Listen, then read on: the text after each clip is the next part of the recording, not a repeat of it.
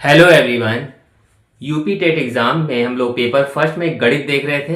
कुछ क्वेश्चन हमने करा दिए थे जो कि बहुत ही इंपॉर्टेंट थे।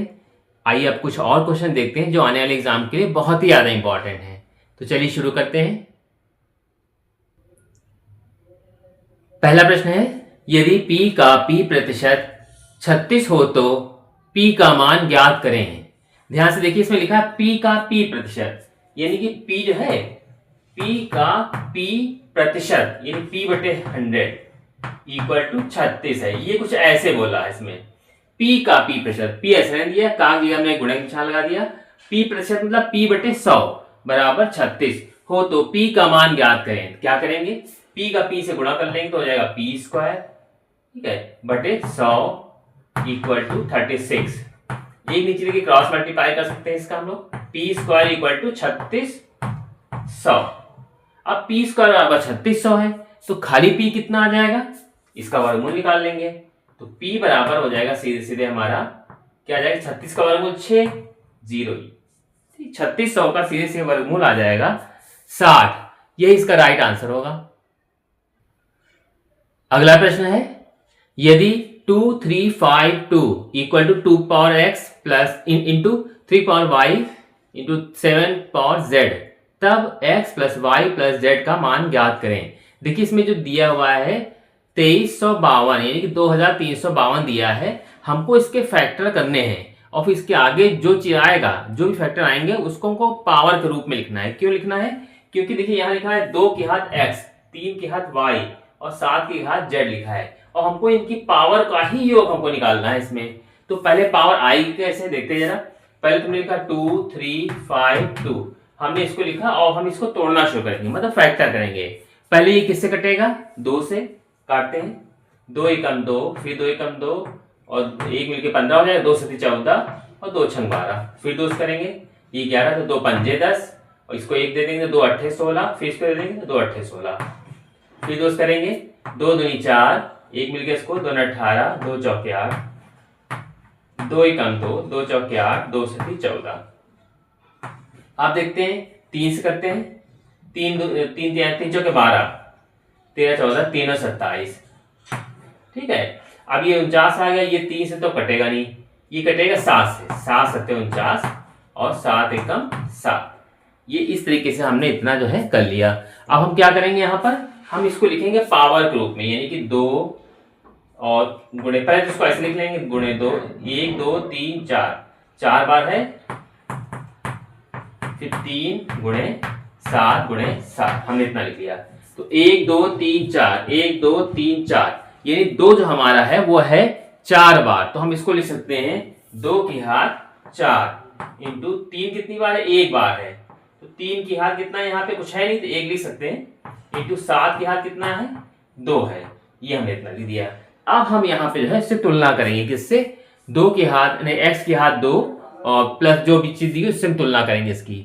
करते हैं तुलना, हमने ये जो है इसको लिख लिया।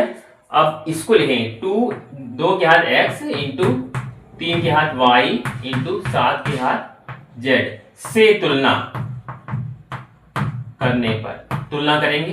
तो अब यहाँ x का मान हमारे साफ साफ दिखाई दे रहा है 4, y का मान दिखाई दे रहा है 1 और z का मान दिखाई दे रहा है यहाँ पर 2। जो जो घात थी वो हमने इसकी तुलना करके निकाल लिया। अब हमको इसका जोड़ करना है, यानी कि x plus y plus z, 4 plus 1 plus 2, 4 5 2 7, तो हमारा आंसर आ जाएगा सीधे सीधे 7। यही इसमें पूछा गया था। अगला प्रश्न है, 15 सेंटीमीटर भुजा वाले किसी घन में से 3 सेंटीमीटर भुजा वाले कुल कितने घन काटे जा सकते हैं। बहुत ही इंपॉर्टेंट क्वेश्चन है, इसको समझेंगे कैसे। इसमें देखिए जो चीज दी हुई है, एक भुजा दे दी है और किसी घन में से, मतलब घन की भुजा दे दी है और अगला भी इसी में कहा जा रहा है कि 3 सेंटीमीटर भुजा के कितने घन काटे जा सकते हैं। ऐसा क्वेश्चन जब भी आए तो आपको ये समझना है कि घन मतलब किसी चीज से मतलब बनाया गया है, किसी चीज से काटा गया है या किसी चीज को पिघला के नया बना दिया गया है, तो इन सब चीजों में जो है उसका आयतन यूज होता है। तो यहाँ फॉर्मूला किसका लगेगा, सबसे पहले हम लिखेंगे बड़े घन का, मतलब जो आयतन लिखेंगे 15, क्या भुजा कितनी है इसकी, घन की भुजा, घन की भुजा कितनी दे दी यहाँ पर वो ए, यानी कि ए दे दी है 15 सेंटीमीटर। तो अब हम आयतन निकालेंगे, घन का आयतन। सूत्र क्या होता है घन का आयतन का सूत्र? वो होता है ए क्यूब होता है, यानी कि 15 की घात 3। और 15 की घात 3 कितना होगा? 15 का हम 3 बार गुणा करेंगे तो 15 15 हम तो 225 होता है। 225 को 15 से और करेंगे, ठीक है। 25 से 5 दूनी 10, 11 12 और 5 दूनी 10 और 1 11, 1 बजे 5 2 2। हमने यहाँ पे यहीं पे रफ में कर लिया, तो ये हो जाएंगे हमारे, अगर हम सही जोड़ रहे हैं तो 5 ये हो जाएगा 7 33 7 5। ये हमारा आ जाएगा सीधे सीधे क्या चीज? घन का आयतन आ जाएगा। अब घन का आयतन किसका आ गया? बड़े वाले घन का आयतन है। चाहे यहाँ लिख भी सकते हैं बड़े घन का आयतन, यहाँ लिख सकते हैं बड़े घन और बड़े घन की भुजा, ये ले सकते हैं अपने समझने के लिए। फिर इसके बाद कह रहा है कि ना 3 सेंटीमीटर भुजा वाले घन। अब देखिए छोटे घन की भुजा कितनी है? छोटे घन की भुजा इसमें यहाँ पे दिया है 3 सेंटीमीटर। तो अब हम छोटे घन का आयतन निकालेंगे। छोटे घन का आयतन ही निकाले हैं क्योंकि उसी से काटा गया है। तो कितना हो जाएगा? ए क्यूब, यानी कि क्या हो जाएगा? 3 के घात 3, 3 3 9 9 3 27। यहाँ पे भी ए लिख सकते हैं छोटा सा, ए बराबर 3। तो हमारा ये आ गया कितना? यहाँ लिख देंगे घन सेंटीमीटर, या घन सेंटीमीटर, और ये भी लिख देंगे घन सेंटीमीटर। मात्रा जरूर लिखाता है सब में, ठीक है। आयतन निकाला है इसलिए घन सेंटीमीटर।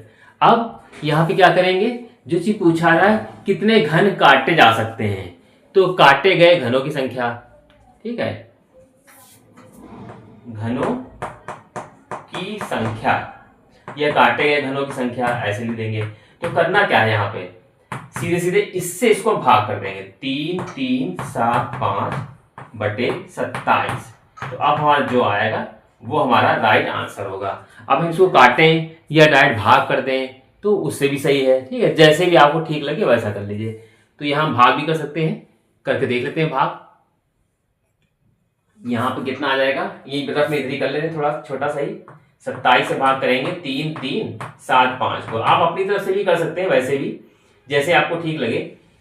2 से करेंगे तो अगर 27 से करेंगे, 25 मान लेते हैं इसको। 25 एकम मतलब 27 एकम 27, 7 6 13, ये बचेगा और यहाँ बचेंगे 7। फिर 25 दूनी मतलब 2 के हिसाब से देख लें तो 2 7 2 से 14, 2 3 4 1 5, इतना आ जाएगा 3 और यहाँ आ जाएंगे 1। अब ये 5 निकाल लेंगे यहाँ पे। अब कितने बढ़ेंगे? 5 से देख लेते हैं। 5 से 35 और 5 10 11 12 13, ये पूरा कट गया, मतलब 125 आ गया। यहाँ पे हमारा आंसर आ जाएगा सीधे सीधे 125। आप रफ जो है कहीं भी कर लीजिए, कोई दिक्कत नहीं है, बस आपको समझ में आना चाहिए कि हमने किया क्या है इसमें, ठीक है। तो मेरा आंसर राइट आ जाएगा सीधे सीधे 125। इसको समझने वाला यही है कि एक घन की भुजा बड़ा घन था, उससे हमने आयतन निकाल लिया। फिर एक छोटा घन था, उससे भी हमने आयतन निकाल लिया। फिर दोनों के डिवाइड करने से हमें संख्या मालूम चल जाती है। तो यहाँ इसका राइट आंसर आ जाएगा 125।